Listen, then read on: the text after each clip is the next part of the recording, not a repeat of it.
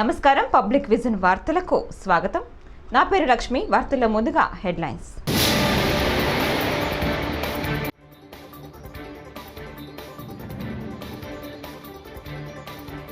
Vijayawada camp కార్యాలయంలో పూజలు. ఉప ముఖ్యమంత్రిగా పవన్ బాధ్యతల స్వీకరణ.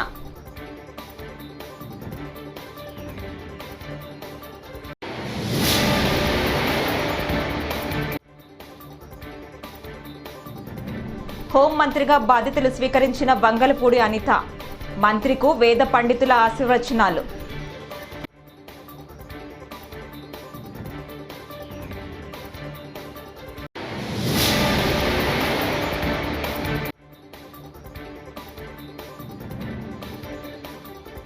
నాకు న్యాయం జరగాలి, లేకపోతే ధర్నా చేస్తా. జేసీ ప్రభాకర్ రెడ్డి వ్యాఖ్య.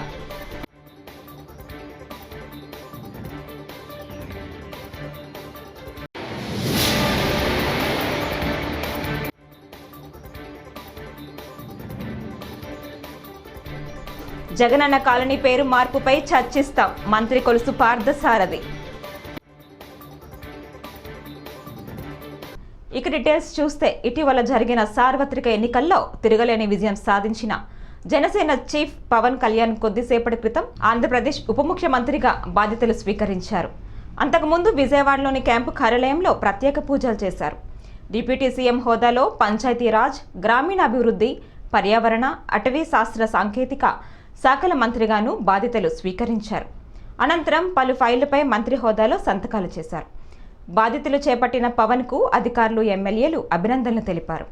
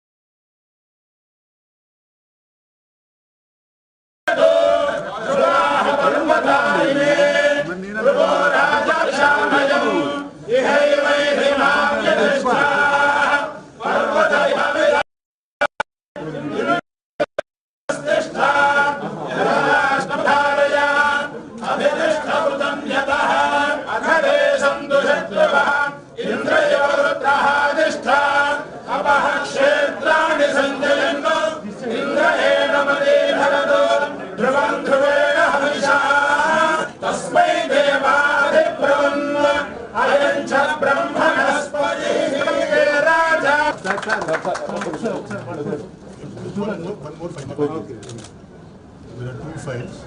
First file is about horticulture and agriculture. Second file is about Gram Panchayat buildings in tribal areas.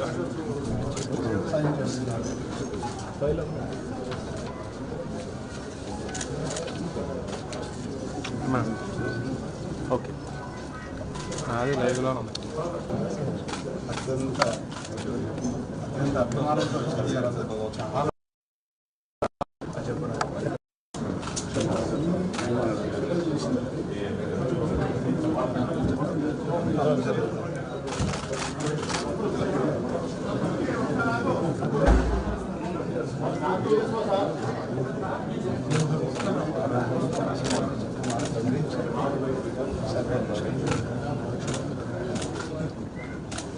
Andhra Pradesh హోంమంత్రిగా Vangalapudi Anitha బాధ్యతలను స్వీకరించారు. సచివాలయంలోని బ్లాక్ 2లో ప్రత్యేక పూజలు నిర్వహించిన అనంతరం ఆమె బాధ్యతలను స్వీకరించారు. ఆమెకు వేద పండితులు ఆశీర్వచనాలు అందజేశారు.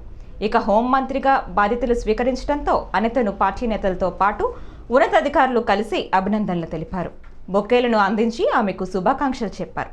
చంద్రబాబు నాయుడు ప్రభుత్వంలో ఒక మహిళ హోంమంత్రిగా బాధ్యతలను స్వీకరించడం ఇదే తొలిసారి.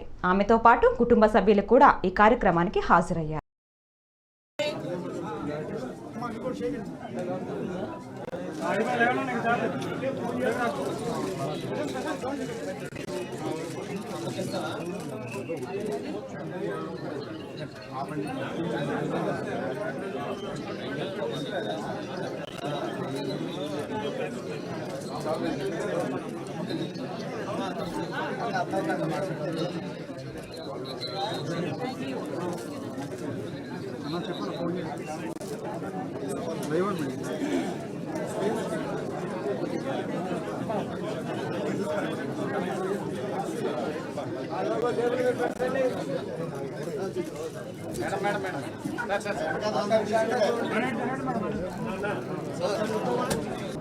సలహా కాదండి. ఇక్కడ ఒకటి ఏంటంటే అదంటే నేను చాలా సందర్భాల్లో చెప్తుంటాను, యథా రాజా తదా cadre, at the same time యథా రాజా తదా సైనిక్.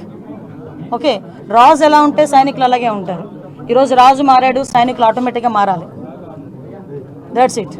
ఎందుకంటే ఇంతకు ముందులాగే మేము వ్యవహారం చేస్తాము, ఇంతకు ముందులాగే మేము బిహేవ్ చేస్తామంటే కనుక అటువంటి సిచ్యువేషన్స్లో నేను చార్జ్ తీసుకోక ముందే చెప్పాను పోలీస్ డిపార్ట్మెంట్ వాళ్ళకి, అటువంటి వాళ్ళు ఎవరైనా ఇంకా ఆ బ్లడ్ అలా నడుస్తూ ఉంది అనుకుంటే కనుక ప్లీజ్ మీరే పక్కకు తప్పుకుంటే పని చేసే వాళ్ళు వస్తారు. నేను ఈ రోజు ఏదో చంద్రబాబు నాయుడు గారికో పవన్ కళ్యాణ్ గారికో ఎన్డీఏ లీడర్స్కో మాకో పనిచేయమని చెప్పట్లే. ప్రజలకు అనుగుణంగా పనిచేయండి, ప్రజా రక్షణ విషయంలో పనిచేయండి. మీరు ఏదైతే కాకి డ్రెస్ వేసుకున్నారో దానికి గౌరవంగా మీరందరూ పనిచేయండి అని చెప్తున్నా. దాని మీద నేను ఈ రోజుకి కూడా స్టాండ్ అయి ఉన్నా. నేను ప్రతిపక్షంలో ఉన్నప్పుడు అదే మాట చెప్పాను, అధికారంలోకి వచ్చి హోమ్ మినిస్టర్ అయిన తర్వాత కూడా అదే మాట చెప్తున్నా. దీంట్లో ఎక్కడ కూడా డీవియేషన్ లేదు. సోషల్ మీడియా వ్యవహారంలో ఎవరిని పడితే వాళ్ళని జరుగుతూ ఉన్నారు, దాని మీద చాలా కేసులు పెడుతున్నా కూడా కోర్టు మీద కామెంట్ చేసినా కూడా పరిస్థితులు అట్లే ఉన్నాయి. దాని మీద స్పెషల్గా మీరు ఏమైనా దృష్టి పెడతారు? కంపల్సరీగా అండి. ఎందుకంటే ఇప్పుడు సోషల్ మీడియాలో మాట్లాడేది ఎలా ఉందంటే ఏదో వాక్ స్వతంత్రం ఉంది కదా అని నోటుకొచ్చినట్టు ఎక్కడ పడితే అక్కడ చాలా వల్గర్గా మాట్లాడడం, అది కూడా కొంత అవతల వాళ్ళ మనోభావాలు దెబ్బతీసేటట్టుగా మాట్లాడడం, ఇవన్నీ కూడా చూస్తున్నాం. మీరు అబ్జర్వ్ చేసే ఉన్నారు, లాస్ట్ టైము ఉన్న గవర్నమెంట్లో ఇంట్లో ఆడవాళ్ళని కూడా బయటకు తీసుకొచ్చి మాట్లాడిన సందర్భాలు కూడా ఉన్నాయి. ముఖ్యంగా వాటి విషయంలో కోర్టులు ఇన్వాల్వ్ అయినా జడ్జెస్ గురించి కూడా మాట్లాడిన సందర్భాలు ఉన్నాయి. అంటే వాళ్ళు ఏమనుకుంటున్నారంటే సోషల్ మీడియా అంటే నా పెన్ను నా పేపరు నాకు నచ్చినది రాసుకుంటాను అంటారు. కానీ నీకు నచ్చింది రాసుకుంటే నీ ఇంట్లో బీరోలో పెట్టుకోవాలి, అంతేగాని పబ్లిక్ డొమైన్లో పెడితే అది పబ్లిక్ అవుతుంది. కాబట్టి అటువంటి విషయాలు కంపల్సరీ కోర్టు లా డిపార్ట్మెంట్ లీగల్గా కూడా దాని మీద నేను ఒకసారి చూసుకుంటాను, మాట్లాడతాను. నేను ఒకటి మాత్రం చెప్పగలనండి, ఏదో అనుకోవచ్చు అని. తాడిపత్రి మాజీ ఎమ్మెల్యే జేసీ ప్రభాకర్ రెడ్డి తాజాగా అనంతపురంలో మీడియా సమావేశం నిర్వహించారు. ఈ సందర్భంగా ఆయన మాట్లాడుతూ గత ప్రభుత్వంలో తమకు చాలా అన్యాయం జరిగిందన్నారు. తమను దొంగలుగా చిత్రీకరించారని అన్నారు. తనను తన కొడుకును జైలుకు పంపారన్నారు. కావాలనే తన బస్సులపై తప్పుడు కేసులు పెట్టారని తెలిపారు.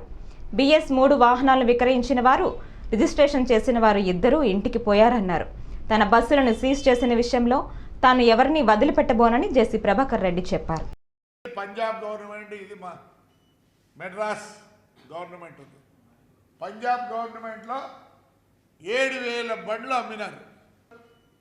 సుప్రీంకోర్టు రూల్ జడ్జిమెంట్ ఏముంది, after April 1, 2017 manufacturer or agent can't sell the vehicle in India. 7,000 బండ్లకు గాను పంజాబ్ గవర్నమెంట్ ఏం చేసిందంటే ఒక పెద్ద అనౌన్స్మెంట్ ఇచ్చింది. ఎవరి దగ్గర ఇలాంటి బండ్లు ఉంటే, తమిళనాడులో కూడా ఇచ్చింది, ఎక్కడైనా సరే ఇలాంటి బండ్లు ఎవరన్నా మీరు కొనింటే బై మిస్టేక్ రిజిస్ట్రేషన్ చేసినది అమ్మినది మీరు బండ్లన్నీ వెనక్కి అంటే పంజాబ్లో ఒకటేసారి 5,700 బండ్లు సరెండర్ చేసినారు. ఆంధ్రప్రదేశ్లో ఈ రోజు కూడా ఈ బండ్లు ఉన్నాయి. ఇది మొత్తం మిస్టేక్ మ్యానుఫ్యాక్చరర్ది. ఎవడేడు రిజిస్టర్ చేసినాడో వాళ్ళకన్నీ ఉద్యోగాలు కూడా పోయినాయి. మాదిరి భద్రాద్రిలో వచ్చి ఇంట్లో పట్టుకొని పోతారు. దీనికి ఎస్పీ కూడా కారకుడే. నన్ను పట్టుకొచ్చిన వాళ్ళందరి మీద రాశాను. నేను హైకోర్టుకు పోయినా, హైకోర్టుకు పోతే ఆర్డర్ ఇచ్చినారు. చూడండి, ఈ డబ్బులు గవర్నమెంట్లో కానీ ఇండివిజువల్గా ఎవడో నీ బస్సు పట్టుకున్నారో ఇమ్మన్నారు. వైఎస్ఆర్ గవర్నమెంట్లో నేను ఈ గవర్నమెంట్ ఏమను చంద్రబాబు ఒకవేళ నేను పోయి అడిగితే హౌసింగ్ కార్యక్రమంపై సమీక్షించానని, గత ప్రభుత్వం గృహ నిర్మాణంలో పేదవారికి అన్యాయం చేసిందని మంత్రి కొలుసు పార్థసారథి విమర్శించారు. టీడీపీ ప్రభుత్వ హయాంలో 2 లక్షల నుంచి 2.50,000 ఉంటే వాటిని వైసీపీ ప్రభుత్వం 1.80,000కు తగ్గించారని ఆరోపించారు. ఈ సందర్భంగా బుధవారం మంత్రి అమరావతిలో మీడియాతో మాట్లాడుతూ 2014-19 మధ్యలో 4.43 లక్షల ఇళ్లను పూర్తి చేయకుండా ఉంచేశారని, రాష్ట్ర ప్రభుత్వం నిధులతో ఒక్క ఇల్లు కూడా కట్టలేదని మండిపడ్డారు. 20.6 lakhs ఇల్లు శాంక్షన్ చేస్తే కేంద్ర ప్రభుత్వం నుంచి పేదవాళ్ళందరికీ ఇల్లు అని చెప్పి అట్టాసంగా చెప్పిన ప్రభుత్వం, గత ప్రభుత్వం కేవలం 6.8 లక్షలు మాత్రమే 6.8 lakhs మాత్రమే కంప్లీట్ చేయగలిగింది. మిగిలిన 13.8 లక్షల ఇళ్ళు పూర్తిగా అసంపూర్తిగా ఉన్నాయి. దాంట్లో 5.5 లక్షల ఇళ్ళు అసలు ప్రారంభం కూడా కాలేదని చెప్పేసి మనం చేస్తాం.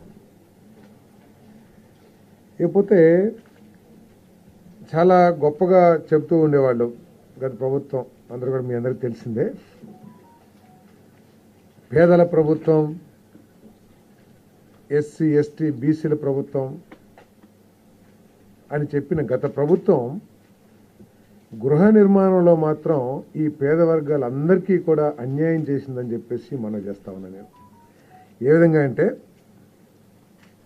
తెలుగుదేశం ప్రభుత్వం హయాంలో అంటే 2014-2019 మధ్యలో 2,50,000 యూనిట్ కాస్ట్గా ఉన్న గృహం యూనిట్ కాస్ట్గా ఉంటే ఈ ప్రభుత్వం వచ్చిన తర్వాత ఏపీ వ్యవసాయ శాఖ మంత్రి అచ్చెన్నాయుడు చేసిన వ్యాఖ్యలు వైరల్ అవుతున్నాయి.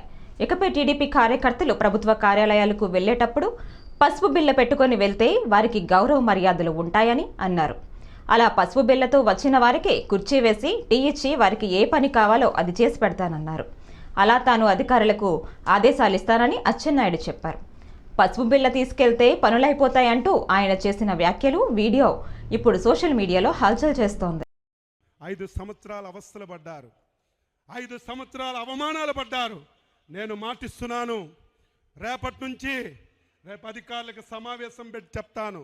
రేపటి నుంచి ప్రతి కార్యకర్త ఎస్ఐ దగ్గరికి వెళ్ళినా, ఎంఆర్ఓ దగ్గరికి వెళ్ళినా, ఎండిఓ దగ్గరికి వెళ్ళినా, ఏ ఆఫీస్కి వెళ్ళినా మీరు పసుపు బిళ్ళ పెట్టుకొని వెళ్ళండి.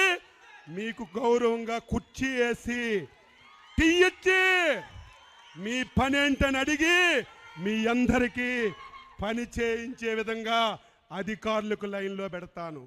ఎవరైనా ఒకలో ఇద్దరు నా మాటకు జవదాడితే ఏమవుతారో వారికి నేను చెప్పవలసినటువంటి అవసరం లేదని చెప్పి తెలియజేస్తున్నాను. విశాఖలో బిడ్డను కాపాడేందుకు తండ్రి పడిన తాపత్రయం అందరి మనసులను కలిచివేసింది. కేజీహెచ్లో శిరీష అనే గర్భిణి నెలలు నిండిన బిడ్డకు జన్మనిచ్చింది. శిశువును ఎన్ఐసీయూలో ఉంచాలని వైద్యులు సూచించారు. అక్కడికి తీసుకెళ్లేందుకు సిబ్బంది లేకపోవడంతో తండ్రి ఆక్సిజన్ సిలిండర్ మోస్తూ నర్సు వెనకాతల నడిచారు.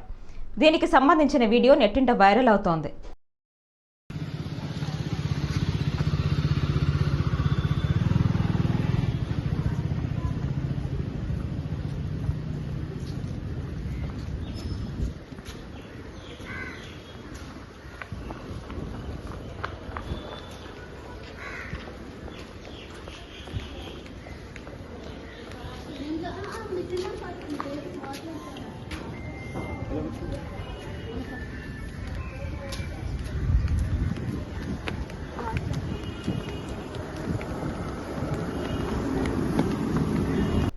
గురజాల నియోజకవర్గంలో ఎవరు ఓడిపోతే వారు రాజకీయ సన్యాసం స్వీకరించాలని కాసు మహేష్ రెడ్డి చేసిన సవాలును ఎమ్మెల్యే ఎరపతనేని శ్రీనివాసరావు సెల్ ఫోన్లో మీడియాకు వినిపించారు.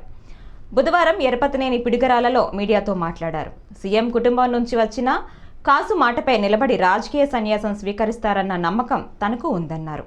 వైసీపీ నాయకులు గుళ్ళు గోపురాలు తిరిగితే చేసిన పాపం పోదన్నారు. మీరు కూడా వినుంటారు, అది చాలా ఆరోపణలు చేసినప్పుడు నా మీద నేను కూడా చెప్పాను, వచ్చే ఎన్నికల్లో ఇద్దరం పోటీ చేద్దాం.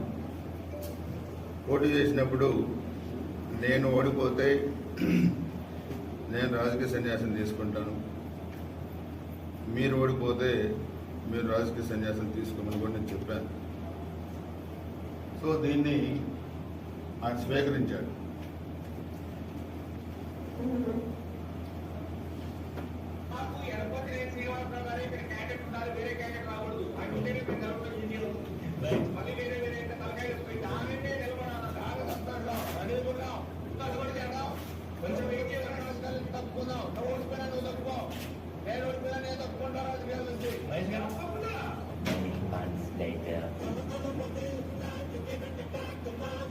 టీచర్ దొరస్వామిని అతని కూతురు హరిత హత్య చేసిందని మదనపల్లె డీఎస్పీ ప్రసాద్ రెడ్డి తెలిపారు. మదనపల్లిలో దొరస్వామి ఈ నెల 12న దారుణ హత్యకు గురైన విషయం తెలిసిందే. 1 టౌన్ 2 టౌన్ సిఐ వల్లి భాష తన సిబ్బందితో కలిసి దర్యాప్తు చేపట్టారు. అనంతరం కూతురు హరిత ప్రియుడి మోజులో పడి తండ్రి ఇష్టం లేని పెళ్లికి బలవంతంగా ఒప్పించాడన్న కోపంతో ఈ హత్య చేసిందని అన్నారు. ఆమెను అరెస్టు చేశామని తెలిపారు. 16వ తేదీ రాత్రి నందలపల్లిలో తెల్లనూరు లాల్ భాష అతన్ని మద్దతు జరిగింది. ఆ కేసులో సంబంధించి అతని కేసులో 3 కేసులు ముద్దాయిగా ఉన్నాడు. ఆ కేసులో ఇతనికి ఎవరికో సరిపట్టలేదని విచారించి మనకు ఈ షేక్ హజీ మలాంగ్ అనే అతను వాళ్ళ ఇంటి పక్కకి 2 ఇంట్లో ఉంటున్నాడు. అతనికి వాళ్ళకు గతంలో వివాదాల కారణంగా మాకు వచ్చిన రావాల్సిన సమాచారం మేరకు చూసి ఇతను విచారించడం జరిగింది. ఇతను మలాంగ్ కూడా గతంలో ఫినాన్షియల్ కేసు 2021లో ఫినాన్షియల్ నైపుణ్య కేసులో ముద్దాయిగా ఉన్నాడు. అతను రౌడీ షీట్ కూడా ఉంది. వీళ్ళకుండే ఈ పాత యాక్షన్ మనసులో వేసుకొని అతను 16వ తేదీ సాయంత్రం నైట్ 10:30 ప్రాంతంలో ఈ మలాంగ్ బజార్కి వెళ్ళి వస్తూ ఉంటే అప్పుడు ఇక్కడ ఎవరికి చనిపోయిన లాల్ భాష ఉన్నారు. ఇతను వేరే ఫ్రెండ్ మోటార్ సైకిల్ వెళ్తా ఉంది. వాళ్ళు టౌన్లో బెదిరించి చూస్తామని చెప్పి పాత యాక్షన్ మనసులో పెట్టుకుని బెదిరించారని దీన్ని మనసులో పెట్టుకొని అతను నన్ను ఏమైనా చేస్తానని చెప్పి నేనేం చేయాలనే ఉద్దేశంతో ఆ రోజు నైట్ ఎదురు బయటప్పుడు ఇతను ఇంత గురించి అతన్ని కాచుకొని మిదిపైన పడుకున్నప్పుడు నైట్ పోయి అక్కడ మిదిపైన పాత అనుకున్న మేరకు ల్యాడర్ వేసుకుని మిదిపైకి ఎక్కి వచ్చి సీసీ కెమెరా లేకుండా చూసుకోవాలనే ఉద్దేశంతో బ్యాక్ సైడ్ వచ్చి నిచ్చెన పైన వచ్చి ఆ మిదిపై నుంచి నిర్మిస్తున్నటువంటి లాల్ భాషను వారితో తలపైన కొట్టి 3 సార్లు కొట్టి అతను స్పాట్లో చనిపోవడం జరిగింది. దానిపైన వాళ్ళ తమ్ముడు కంప్లైంట్ తీసుకుని కేసు నమోదు చేసి విచారించినాము. విచారిస్తే ఇతను వాతావరణ సమస్యలు చేసిన చెప్పి నిర్ధారణ గురించి అతన్ని అదుపులోకి. నెల్లూరు సిటీ సార్వత్రిక ఎన్నికల సమయంలో 37వ డివిజన్కి చెందిన కార్పొరేటర్ బొబ్బలు శ్రీనివాస్ యాదవ్తో పాటు వైఎస్ఆర్ కాంగ్రెస్ పార్టీ నేతలు తమపై ఒత్తిడి తీసుకువచ్చి వాలంటీర్ల పోస్టులకు బలవంతంగా రాజీనామాలు చేయించారని, దీనిపై సమగ్రంగా విచారణ జరిపి వారిపై చర్యలు తీసుకోవాలని 37వ డివిజన్కి చెందిన పలువురు వాలంటీర్లు 4వ పట్టణ పోలీస్ స్టేషన్లో ఫిర్యాదు చేశారు. మేము 37 వార్డు నుంచి సచివాలయంలో వాలంటీర్గా పనిచేస్తూ ఉన్నాము. కార్పొరేటర్ బొబ్బిలి శ్రీనివాస్ యాదవ్ గారు అతి బలవంతం మీద మమ్మల్ని రాజీనామా చేయమన్నారు సార్. గత 5 సంవత్సరాలుగా మేము చాలా కష్టపడ్డాము. ఇప్పుడు మా పనులు మాకు ఇస్తారని సిఐ దివ్య గారికి మేము అర్జీ రాసుకుంటున్నాము. అంటే మీరు రిజైన్ చేసే తీరాలా, మళ్ళీ మన ప్రభుత్వం వచ్చినా మీకు ఎవరికి పని లేము, ఒకవేళ ఉన్నా మేము తీసేస్తామని చెప్పారు సార్.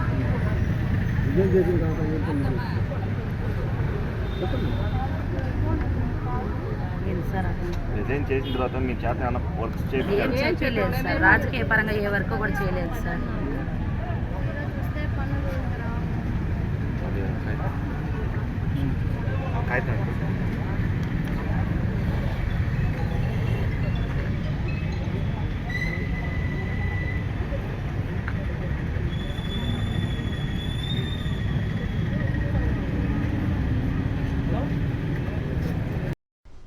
ఏఐసీసీ మాజీ అధ్యక్షులు రాహుల్ గాంధీ జన్మదినం సందర్భంగా బుధవారం బొబ్బిలిపట్నం కాంగ్రెస్ పార్టీ కార్యాలయంలో నియోజకవర్గ కాంగ్రెస్ నాయకులు ఆధ్వర్యంలో కేక్ కట్ చేసి సంబరాలు జరుపుకోవడం జరిగింది. అలాగే ప్రభుత్వ ఆసుపత్రిలో పేషెంట్స్కు పళ్ళు, బ్రెడ్స్ పంపిణీ చేయడం జరిగింది. ఈ కార్యక్రమంలో పీసీసీ అధికారి ప్రతినిధి, బొబ్బిలి పట్టణ అధ్యక్షులు మువ్వల శ్రీనివాసరావు, మరిపి విద్యాసాగర్ తదితరులు పాల్గొన్నారు. అందరికీ నమస్కారం. మరి ఈరోజు మాజీ ఏఐసిసి అధ్యక్షులు పెద్దలు శ్రీ రాహుల్ గాంధీ గారి పుట్టినరోజు సందర్భంగా మరి బొబ్బిలి నియోజకవర్గంలో పార్టీ కార్యాలయంలోనే మేము సంబరాలు జరుపుకోవడం జరిగింది. మరి ఈ సందర్భంగా మనం ఒకటి గుర్తు తెచ్చుకోవాలి. ఆంగ్లేయులు పరిపాలిస్తున్న టైంలో భారతదేశాన్ని నెహ్రూ గారు, మహాత్మా గాంధీ గారు వాళ్ళు పూనుకొని భారతదేశానికి స్వాతంత్రం తీసుకొచ్చేదానికి ఆయన ప్రాణాలు, ధనాన్ని వెచ్చించి ఎంతో కష్టపడి మనకి భారతదేశానికి స్వాతంత్రం తీసుకొచ్చారు. ఆ కుటుంబం నుంచి వచ్చినటువంటి నెహ్రూ గారి కుమార్తె ఇందిరాగాంధీ గారు ప్రధానమంత్రిగా చేశారు. ఆవిడ ప్రాణాలను కూడా త్యాగం చేశారు.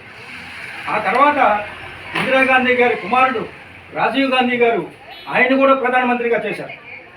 ఆయన కూడా ప్రాణాలను త్యాగం చేశారు భారతదేశం కోసం. మరి ఆయన కడుపును పుట్టినటువంటి ఈ రాహుల్ గాంధీ గారు మరి భారతదేశానికి నిరంతరం సేవ చేస్తూ భారతదేశాన్ని అభివృద్ధి పదం నడిపించడానికి ఎన్నో ప్రయత్నాలు చేస్తూ ఉన్నారు. నిన్నగాక మొన్న పాదయాత్ర కాశ్మీర్ నుంచి కన్యాకుమారి వరకు జోడో పాదయాత్ర, తర్వాత ఇంకో పాదయాత్ర చేసి న్యాయ యాత్ర చేసి అనేక సమస్యలని ప్రజలు తెలుసుకొని ఈ సమస్యలు తీర్చేదానికి మరి ఆయన అంతా కృషి చేసేదానికి ప్రయత్నం చేస్తారు.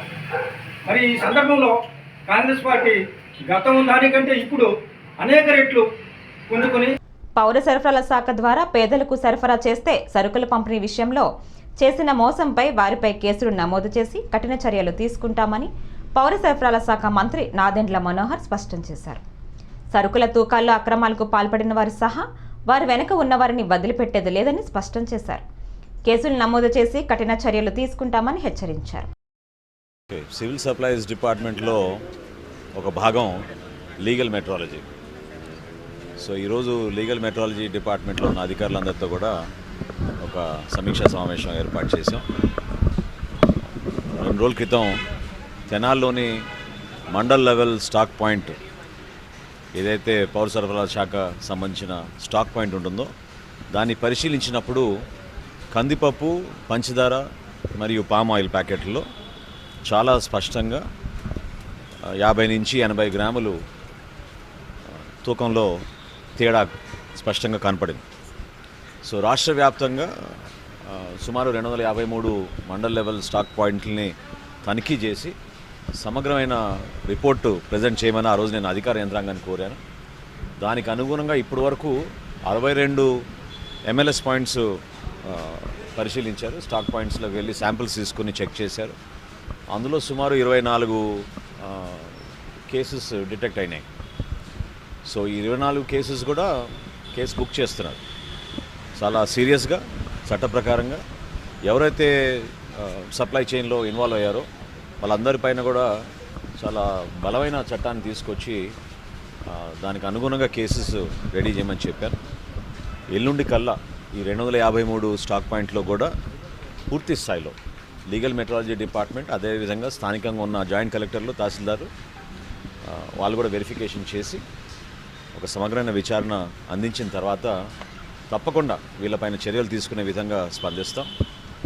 ఇది పెద్దగా ఇదేమీ రాకెట్ సైన్స్ కాదు. మేము కోరుకునేది ఏంటంటే వినియోగదారుడికి ఒక భరోసా కల్పించాలి, నిజాయితీగా వ్యవహరించాలి. 500 గ్రాముల ప్యాకెట్ పాపం పేదవాడు కొనుక్కుని ఇంటికి తీసుకెళ్తున్నప్పుడు అందులో కొంతమందికి బెనిఫిట్ అయ్యే విధంగా 40 నుంచి 50 గ్రాములు తగ్గించుకుని వీళ్ళు రాష్ట్ర వ్యాప్తంగా ఇంత దోపిడీ చేశారంటే చాలా బాధాకరమైన విషయం. ఇది చాలా సీరియస్ ఇష్యూ కూడా. సో ఎవరైతే సప్లయర్స్ ఇన్ని రోజుల నుంచి ఇటువంటి కార్యక్రమాలు చేశారో ఖచ్చితంగా వాళ్ళపైన చర్యలు తీసుకుంటాం. జిల్లాల వారీగా ఈ రిపోర్ట్ వచ్చిన తర్వాత తప్పకుండా మీ అందరికీ మరొకసారి నేను బ్రీఫ్ చేస్తాను.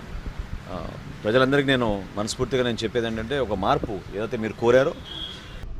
రాష్ట్ర హోం మినిస్టర్ వంగల్పూడి అనిత ఆదేశాలతో డీజీపీ ఉత్తర్వులతో విశాఖ జిల్లా పోలీసులు అలర్ట్ అయ్యారు. గంజాయి, ఇతర మాదక ద్రవ్యాలపై ఉక్కుపాదం మోపనున్నారు. ఈ మేరకు విశాఖ వెస్ట్ జోన్ కార్యాలయంలో డీసీపీ 2 మోక సత్యబాబు మీడియా సమావేశంలో వెల్లడించారు. ఇక నుంచి జిల్లా వ్యాప్తంగా డ్రగ్స్పై తనిఖీలు నిర్వహించి మాదకరహిత కేంద్రంగా విశాఖ జిల్లాను ఉంచుతామని అన్నారు. 24 గంటలు సరిపిల్లి వద్ద చెక్పోస్టును ఏర్పాటు చేయడం జరుగుతోందని అన్నారు. కళాశాలలో తనిఖీలు నిర్వహించి అవగాహన సదస్సులు ఏర్పాటు చేస్తామని డీసీపీ పేర్కొన్నారు. ముఖ్యంగా గంజాయి అనేటువంటిది ఒక ప్రధానమైనటువంటి సమస్యగా ఉన్న ఈ పరిస్థితుల్లో దీనివల్ల ఎక్కువ క్రైమ్ కూడా జరుగుతూ ఉంది. కాబట్టి దీన్ని ఏ విధంగా ఎన్ఫోర్స్మెంట్ చేసి ఏ విధంగా అరికట్టాలి, మీన్ వైల్ అవేర్నెస్ ప్రోగ్రామ్స్ ద్వారా విద్యార్థుల్లో అవగాహన కల్పించడం కోసం ఎటువంటి కార్యక్రమాలు చేయాలనేది దాని మీద కూడా స్పెసిఫిక్ ఇన్స్ట్రక్షన్స్ ఇవ్వడం జరిగింది. దీన్ని దృష్టిలో పెట్టుకొని ఇక్కడ విశాఖపట్నం సిటీ జోన్ 2 పరిధిలో కూడా ఒక ప్రత్యేకమైనటువంటి ఒక యాక్షన్ ప్లాన్ అనేటువంటి దాన్ని తయారు చేయడం జరిగింది. దీని ప్రకారం ఈ రోజు నుంచి ఏ ప్రాంతాల్లో అయితే గంజాయి తాగేటువంటి ప్రాంతాలు కొన్నింటిని ఐడెంటిఫై చేయడం జరిగింది. ఐడెంటిఫై చేసి ఎవ్రీడే నైట్ ఈ యొక్క ప్రాంతాల్లో స్పెషల్ డ్రైవ్ చేయడం జరుగుతుంది. స్పెషల్ డ్రైవ్ చేసి ఈ గాంజా స్మోకర్స్ కానీ ఈ పెడలర్స్ కానీ ఎవరైతే ఉన్నారో వాళ్ళందరి మీద చర్యలు తీసుకోవడం జరుగుతుంది. ఇది కంటిన్యూస్గా ఎవ్రీడే దీన్ని చేయడం జరుగుతుంది. నెక్స్ట్ రెండవది ఒక చెక్ పోస్టులు కూడా, అంటే ప్రధానంగా ఇక్కడ మనకి ఏజెన్సీ నుంచి వస్తుంది మన సిటీకి, కాబట్టి ఏజెన్సీ నుంచి వచ్చేటువంటి ఈ గాంజాని అరికట్టడం కోసం చెక్ పోస్టులు కూడా ఏర్పాటు చేయాలనేది ముఖ్యంగా దీంట్లో భాగంగా ముందుగా సరిపల్లి దగ్గర పెందుర్తి పిఎస్ లిమిట్స్లో సరిపల్లి దగ్గర ఒక చెక్ పోస్ట్ని కూడా ఇమీడియట్గా ఏర్పాటు చేస్తూ ఉన్నాము. రెగ్యులర్గా అటు నుంచి వచ్చేటువంటి వెహికల్స్ అన్నిటిని కూడా చెక్ చేయడం జరుగుతుంది. ఆ ట్రాన్స్పోర్టేషన్ గాంజా ట్రాన్స్పోర్టేషన్ కూడా అరికట్టడానికి దీన్ని ప్రధానంగా నిర్వహించడం జరుగుతుంది. ముఖ్యంగా గాంజా సమస్య అనేటువంటిది మనం చూసాము, చాలా విద్యాలయాలకు కూడా. ఈ వార్తలు ఇంతటితో సమాప్తం. నమస్కారం.